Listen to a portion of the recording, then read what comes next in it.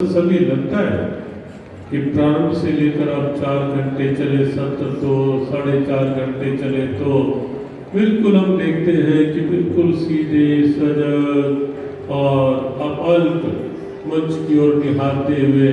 और कल बात चली कि जब पूज्य बात हमारे रामानुजाचार्य वासुदेवाचार्य जी महाराज संस्कृत में और पूज्य योग ऋषि जी महाराज ने जो बात कही कल, उन्होंने कहा कि संस्कृत समझ आ रही है या नहीं आ रही सबके, लेकिन ये अच्छा लग रहा है कि सब लोग तो भी ताली भी बजा रहे हैं, निहार भी रहे हैं और शांत भाव से बैठे भी हैं। ये निश्चित स्थान का प्रभाव और पूज्य बात हमारे महाराष्ट्री के भाव का एक अद्भुत प्रभाव इस वातावरण में और सबके हृदय में अनुभव होता है। आइए उसी प्रभाव को हम और आगे अनुभव करें पूज्यपाद श्री स्वामी गोविंद देव जी महाराज की सरस अनुभूत वाणी।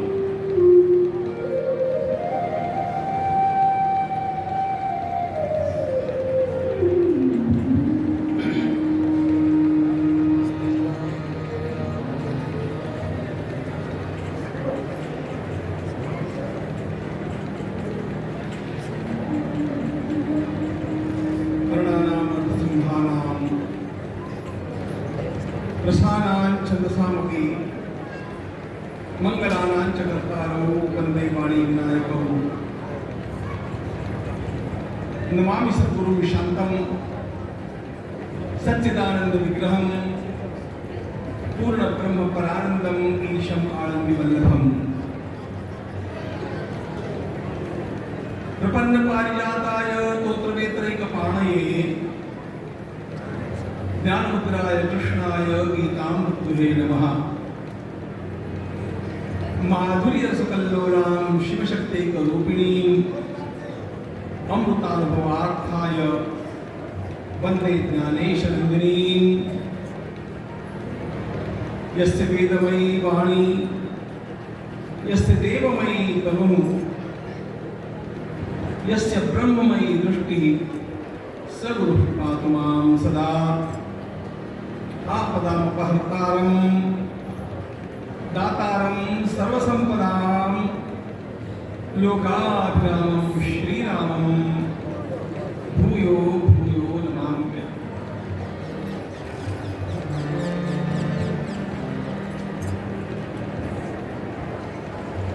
अभी पूज्य गीता ऋषि महाराज जी के द्वारा हम लोग सुन रहे थे कल के प्रसंग के बारे में, तो मेरे मन में एक विचार आया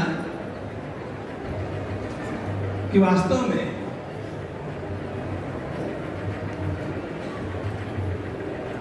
जिस स्थान पर हम बैठे वो स्थान कितना दुर्लभ है।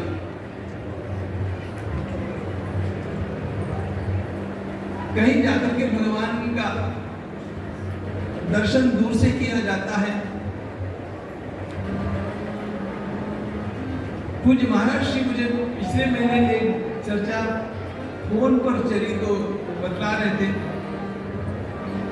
कि आपके पंढरनाथ भगवान हमें अत्यंत प्रिय है,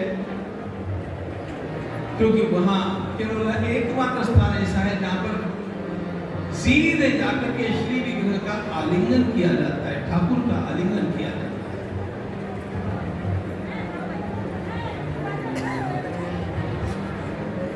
उस समय वो बात मैंने सुन ली, वो यथार्थ ही है, लेकिन आज बैठे बैठे मेरे मन में विचार आया कि उससे भी बड़ा स्थान मुझे यहाँ लगता है। यहाँ तो ठाकुर की चरण रज में उपयोगिता करता है।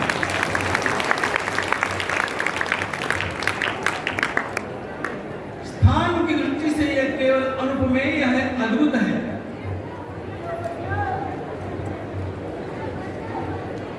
जिस प्रकार के वक्ता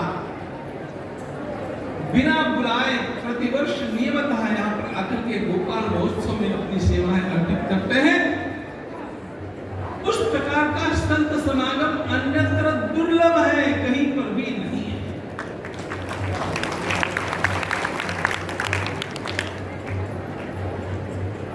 जिस प्रकार का अधिष्ठान और छत्र हम लोगों ने पाया है पूज्य गुरुदेव का,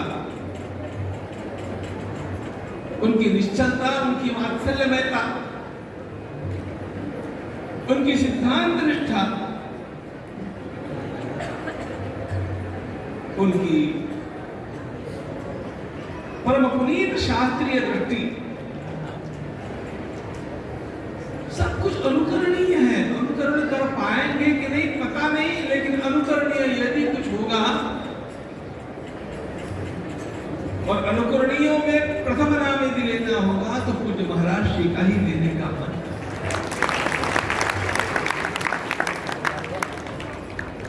हम श्री राम बनेंगे कि नहीं पता नहीं, लेकिन आदर्श तो श्री राम ही कहेंगे। उसी प्रकार हम उतना वैभव, हम उतना व्यक्तित्व का निखार पाएंगे कि नहीं पता नहीं, लेकिन चाहेंगे तो जरूर कि प्रभु बनावे तो हमें भगवान श्री गुरुदेव महाराज जैसा।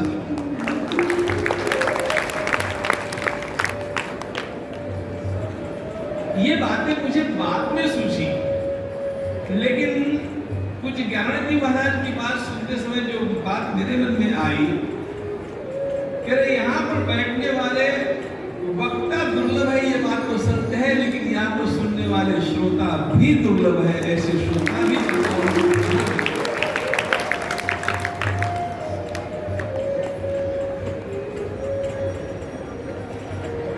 सत्य बात यह है कि इस समय यहाँ पर आने के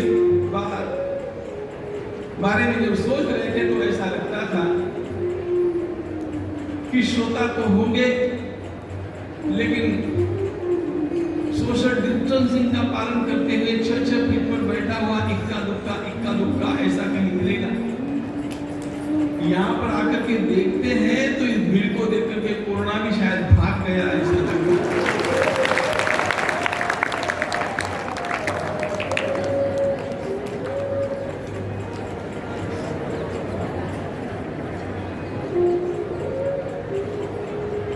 केवल संख्या की बात नहीं है, संख्या में भी तल्लीनता जो देखने में मिलती है वो बड़ी विशेष बात है। मेरी बात नहीं, कल सायंकाल सभी महात्मा लोग इस बात का आपस में वार्तालाप कर रहे थे कि कैसा विषय है। अब हमारे विद्या भास्कर जी महाराज की वाणी किसके किसके ध्यान में आई होगी, इसका मैं विचार ही नहीं करता श्रोताओं के बारे में, क्योंकि वक्ताओं के बारे में भी कितने लोगों के ध्यान में आई होगी, यही प्रश्न है। लेकिन तब भी कुछ तो भी संस्कृत में बोला जा रहा है, कुछ तो भी भगवान के बारे में बोला जा रहा है। जो बोला जा रहा है वो मेरे प्यारे राधा रमण बिहारी भगवान के बारे में।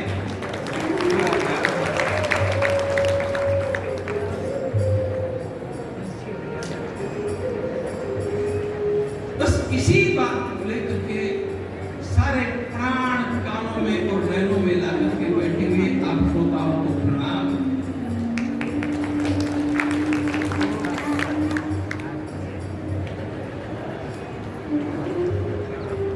हमारे श्री ज्ञानेश्वर महाराज कहते हैं, वक्ता भी क्या करेगा श्रोता के बिना। वक्ता तो वक्ता चिन्हों श्रोते न मिले।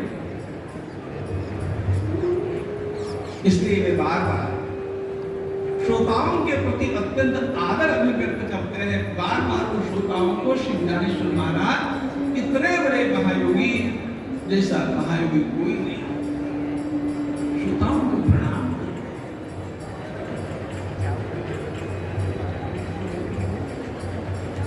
ये तो सहज जो मन में आया,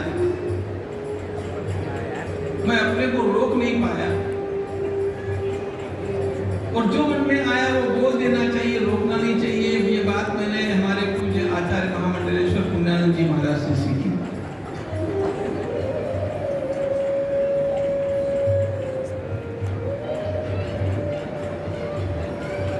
जिस प्रकार खुल करके वे आजकल अपनी वाणी का रसास्वादन हम लोगों को कराते हैं, बड़ा अच्छा लगता है। तो सोचा कि मैं भी थोड़ा सा कर लूं, नियम का उल्लंघन।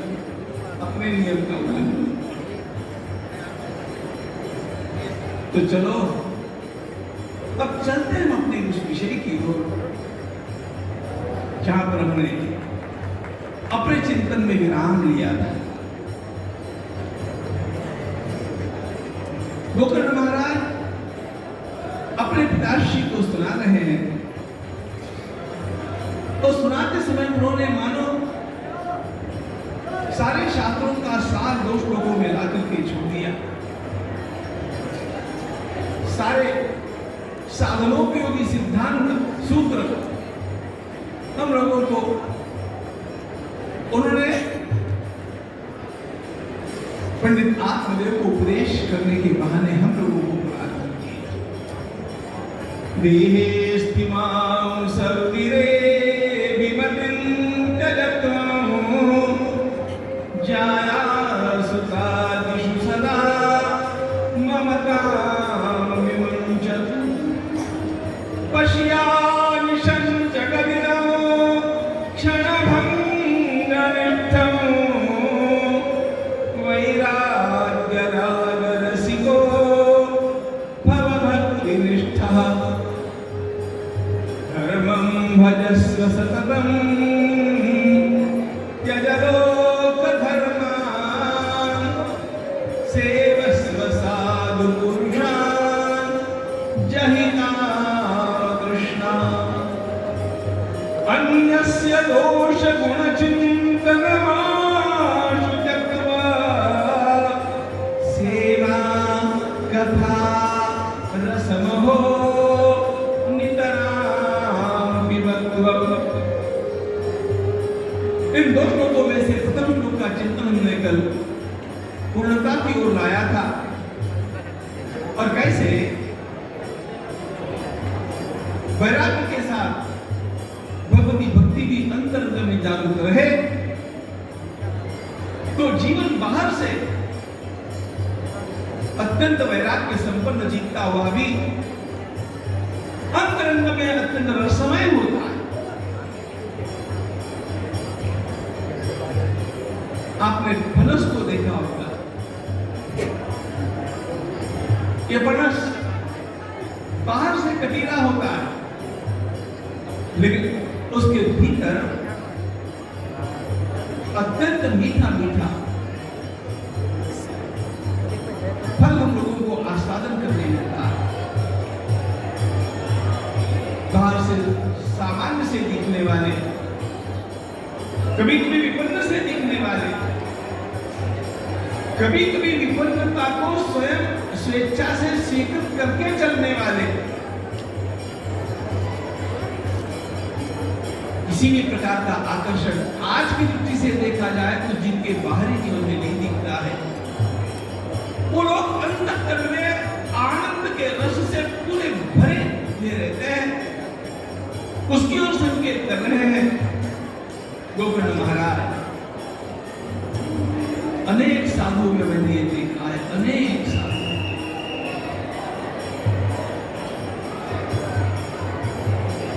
बाहर से देखे तो कोई ऐश्वर्य नहीं,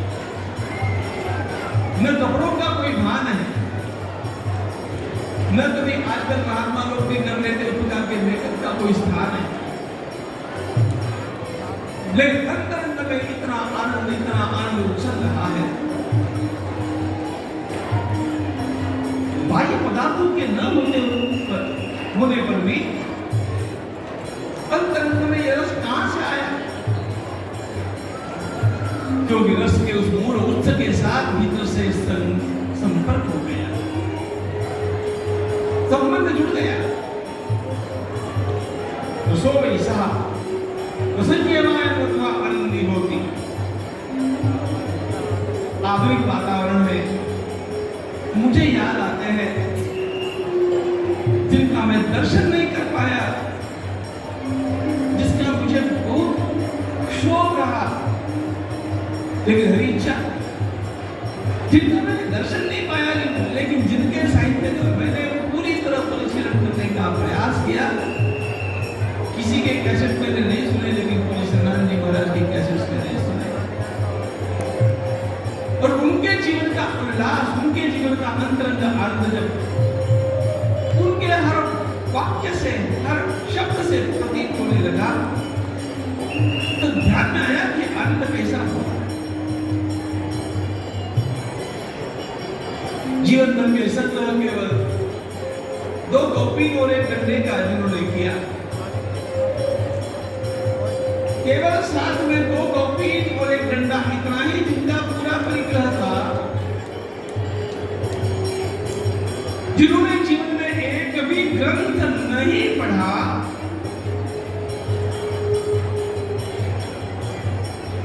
जिनका जीवन अत्यंत दुखमय था, 4 वर्ष की अवधि में जिनके बाल्यकाल में दृष्टि चली गई, 4 वर्ष की अवधि में जिनके घर के 13 लोग परलोकवासी हो गए,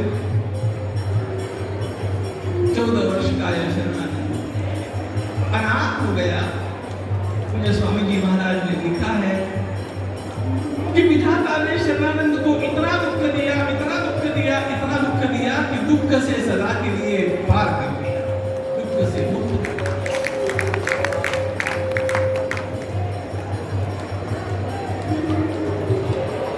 सबसे विशेष बात उनका हास्य।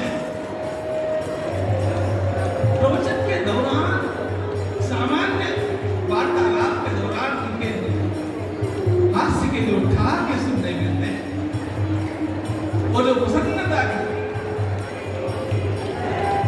वो केवल अद्भुत, निरंतर प्रसन्न, एक क्षण भी अप्रसन्नता का उनके जीवन में नहीं। यह रस कहां से आया?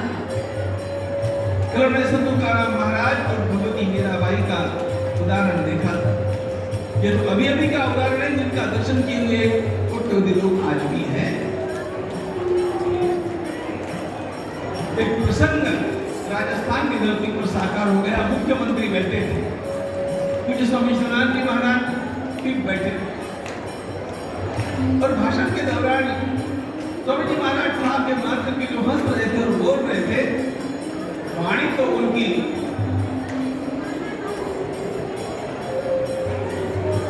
ऋषिकल्प वाणी, वेदकल्प वाणी, अमोघ, लेकिन उसके साथ ये रस का प्रवाह बह रहा था। तो उस समय के मुख्यमंत्री जी, नाम नहीं बताता हूं, अपने बगल के व्यक्ति से बोले, अरे इतना हंसने वाला साधु हमने कभी नहीं देखा, खुल करके हंसने वाला साधु हमने कभी नहीं देखा। एकदम सनातन जी महाराज बोल गए, साधु ही हंस सकता है, भिखारी थोड़ी हंस सकते हैं।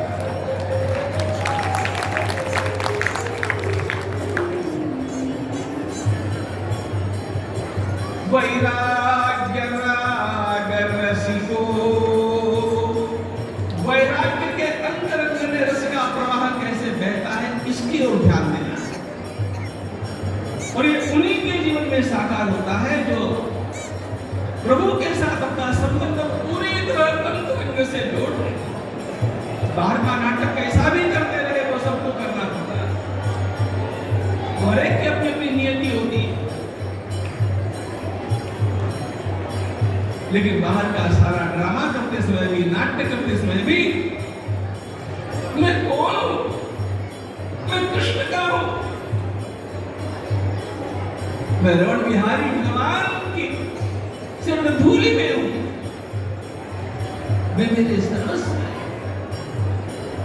और वे आनंद के सागर हैं। उसके साथ संबंध अंतरंग में जुड़ा रहेगा तो सारा जीवन आनंद का प्रवाह ही हो जाता है।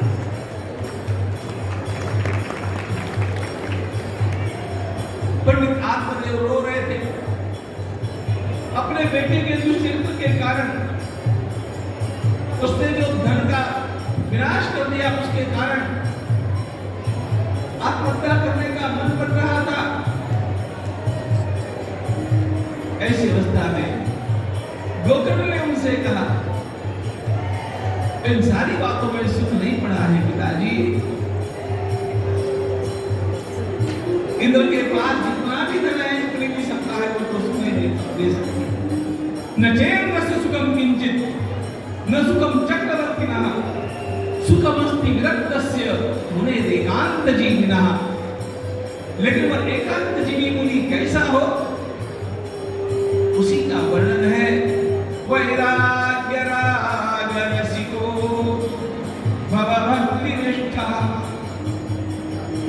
तो इसके लिए अब आपको क्या करना चाहिए?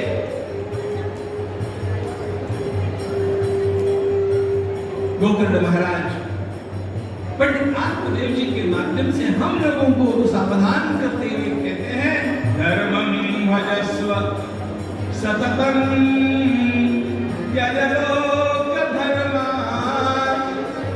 धर्मं भजस्व, सततं पद दोनों लगता है। सततं धर्मं भजस्व, सततं लोक धर्मान् त्यज। धर्म की बड़ी सुंदर चर्चा है आप लोग से ली। अभ्युदय निश्चय सिद्धि करने वाले को धर्म कहा जाए या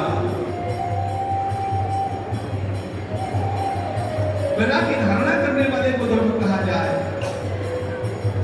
ये सब धर्म की व्याख्याएं, प्रारंभिक व्याख्याएं सही है, सही है, लेकिन प्रारंभिक है।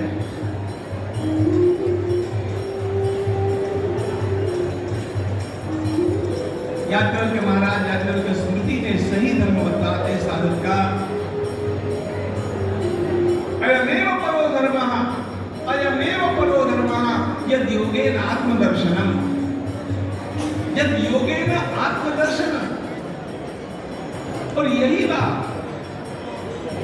श्रीमद् भागवत में आरंभ में आ गई। सवै पुंसां परो धर्मो यतो भक्तिरतो क्षणे अहैतुक्य प्रतिहता ययात्मा संप्रसीदति। सवै पुंसां परो धर्मो, और वहां पर भी अयमेव परो धर्मः यद योगेन आत्मदर्शनम।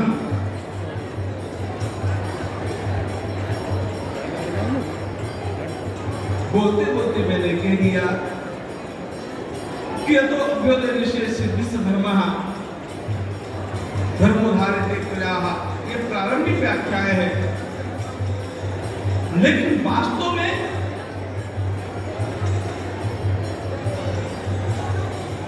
उत्तम साधक के लिए व्याख्या क्या है? याज्ञवल्क्य स्मृति की बात देखी, श्रीमद् भागवत की बात देखी।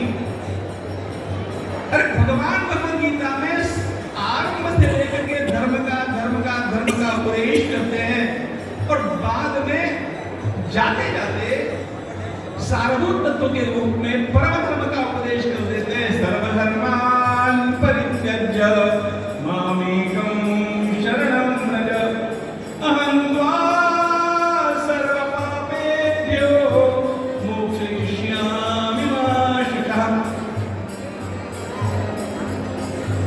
यह परम धर्म।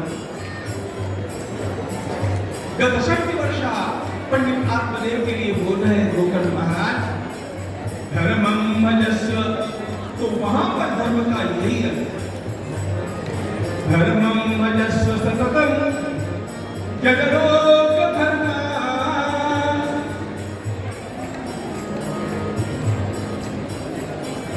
लोक धर्मान् एक विशिष्ट अवस्था में आने के पश्चात व्यक्ति को कितना सावधान हो जाना चाहिए।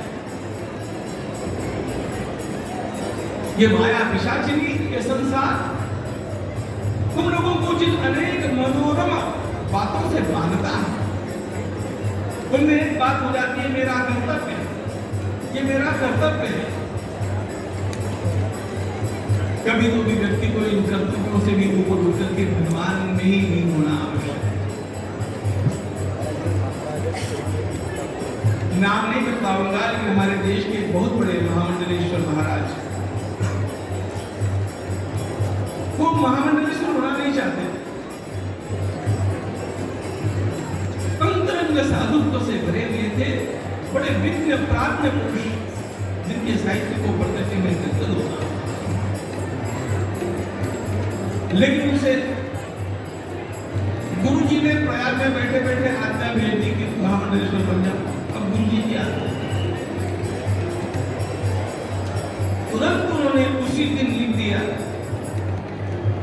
12 वर्षों तक यह पद गुरु आज्ञा से संभालूंगा, इस दिन उसका त्याग कर, और वही किया। धर्म का पालन भी कर लिया और परम धर्म का भी पालन कर लिया। सर्वधर्मान् परित्यज्य मामेकं शरणं शरणं भजस्व सततं त्यज लोकधर्मान्। लोकधर्मों का वृद्ध होने के पश्चात मेरा बेटे के पुत्र ये कर्तव्य है, मेरा उस विवाह में जाना कर्तव्य है, उस फंक्शन में पहुंचना, अरे काय का कर्तव्य है। एक विशिष्ट अवस्था के आने के पश्चात व्यक्ति को कोई कर्तव्य नहीं देता है, केवल परमात्मा की प्राप्ति यही एकमात्र उसका कर्तव्य होता है, बाकी सब अकर्तव्य होता है। वो जाने चाहिए नाय ऋणी चराचर, वो किसी का ऋणी नहीं है, ये वो परमात्मा में लगे हैं। धर्मं भजस्व सततं त्यज लोकधर्मान्।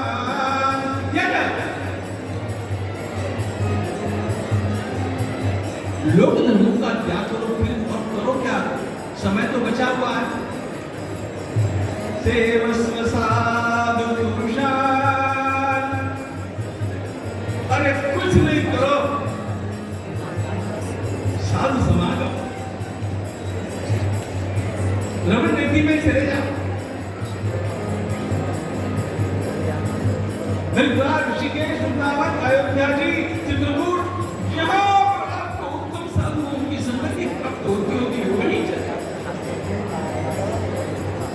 देखो सबसे दुर्लभ वस्तु ये साधु संगति, उत्तम साधुओं की संगति, ये जीवन का सर्वोच्च लाभ। हमारे संत तुकाराम महाराज को साफ साफ कहते हैं, ठाकुर मुझे तो मुक्ति चाहिए, मुक्ति चाहिए, मुझे केवल साधु संगति दे दो, मुझे बाकी सब कुछ अपने आप आ जाए। न लगे मुक्ति धन संपदा, न लगे मुक्ति धन संपदा, संत संग देई सदा।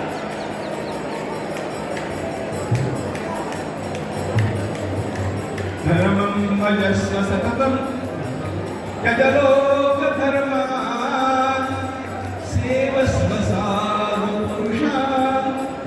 अब देखो मित्रों, यहाँ पर जो सेवस्व शब्द है ना, बहुत महत्वपूर्ण है। साधु पुरुष यह भी महत्वपूर्ण शब्द है, जिसका विवेचन हम लोग कभी देख रहे थे।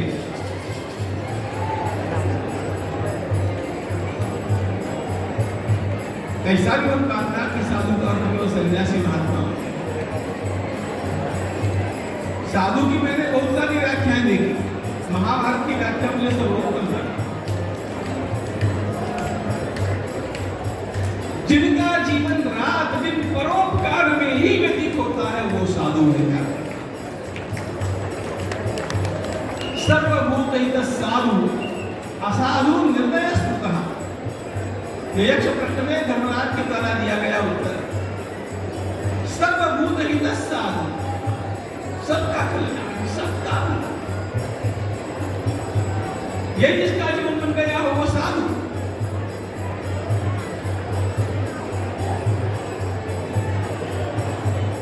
सेवस्व साधु पुरुषान्, जो परमात्मा के हो वे साधु। उन भगवतियों का सेवन करना केवल शरीर से उनके पास रहने से नहीं होता है।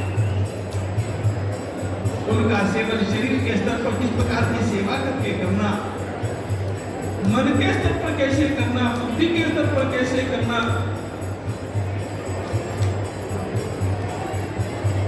वियोग में कैसे करना। अरे ज्ञानेश्वर महाराज ने आचार्योपासनम इस पद पर भाष्य लिखते हुए 300 अवयवों में वर्णन किया है कि गुरु सेवा कैसे की जाए। पूरे संसार के मामले में गुरु सेवा पर इतना सुंदर व्याख्यान आपको कहीं पर भी नहीं मिलेगा जितना ज्ञानेश्वर महाराज ने एक शब्द पर व्याख्यान करते हुए किया। आचार्योपासनम 13वें अध्याय के आचार्योपासनम इस पद का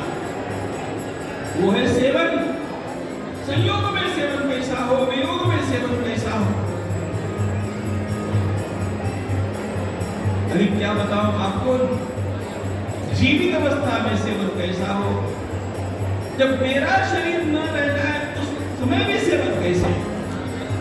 सेवस्व साफ, उसमें मुख्य बात है रसास्वा, मूल बात। मतलब जीवन मुक्त महात्माओं में, उन साधु पुरुषों में, उन गुरुजनों में रस आना चाहिए, वे हमारे प्रिय हो जाने चाहिए।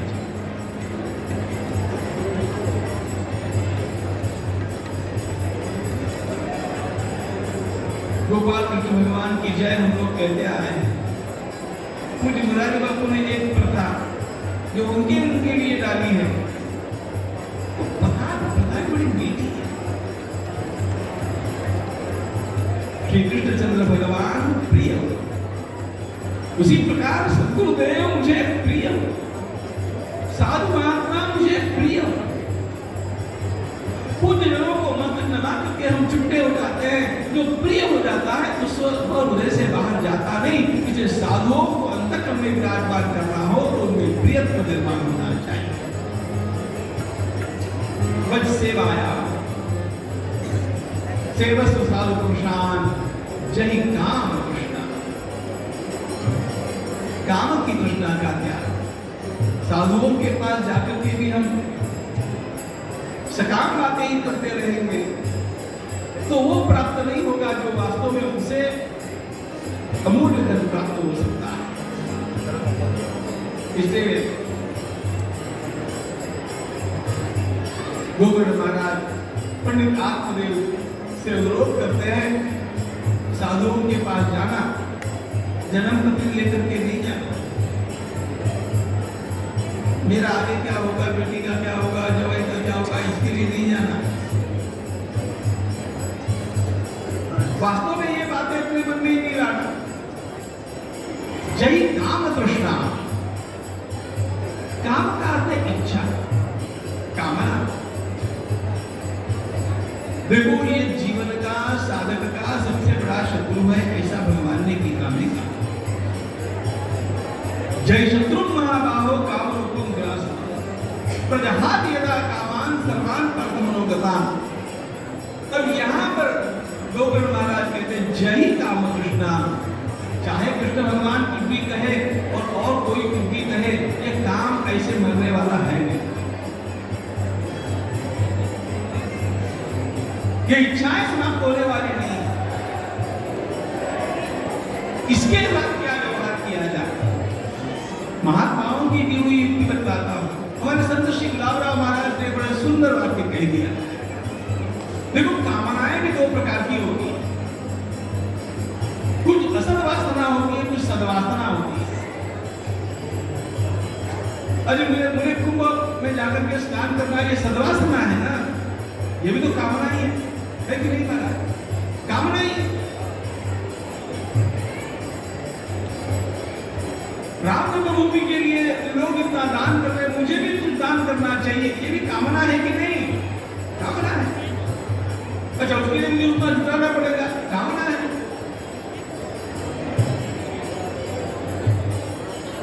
कामनाओं के दो प्रकार, सब कामनाएं, असत कामनाएं। संत श्री गुलाबराव महाराज ने कहा, सत कामनाओं का उपयोग करना, उनको पूर्ण करने का प्रयास करना, और असत कामनाओं का निरोध करना। असत कामनाओं का निरोध और सत्कामनाओं की पूर्ति के प्रयास यह करते रहेंगे तो अपने आप भगवान के साथ और संतों के साथ जुड़े ही रहेंगे। धर्मं भजस्व सततं त्यज लोक धर्मान् सेवस्व साधु पुरुषान् जय राम कृष्ण। अब दो बातें और बड़ी महत्वपूर्ण कही है, सायंकाल के सत्र के लिए उनको भी